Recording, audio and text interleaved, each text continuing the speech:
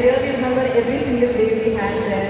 രാജേഷ് ചേട്ടനെ ഞാൻ അവിടെ കണ്ടായിരുന്നു. രാജേഷ് ചേട്ടൻ അതുപോലെ തന്നെ ലേഡീസ് എല്ലാവരും ഒത്തിരി കഷ്ടപ്പെട്ട് ചെയ്ത പടമാണ്. That is really really special. And Suresh ചേട്ടൻ thank you so much.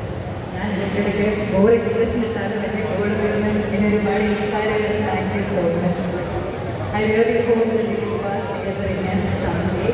And thank you all, lots of love and everybody. Thank you for this. Thank you to the audience for all the support. Please support me. Okay.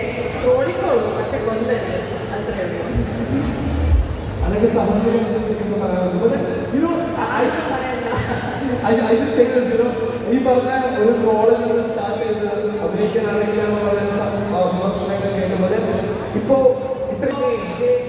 എന്ന് പറയുമ്പോൾ it's your story and you are more like a face to it now.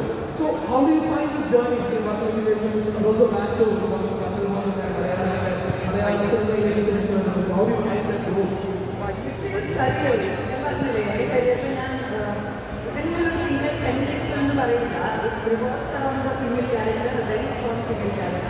പക്ഷേ ഇത്രയും strength ഉള്ള ഒരു character എനിക്ക് ഞാൻ ബാക്കി work ചെയ്തല്ലോ. പക്ഷെ എന്നാലും എനിക്കത് കൊണ്ടുവന്ന് തന്നത് ആ ധൈര്യം കാണിച്ചത് തൊട്ടിട്ടാണ്. ആ ധൈര്യം എനിക്ക് വലിയൊരു സക്സസ് ആയിട്ട് ഞാൻ ഉണ്ടാകും.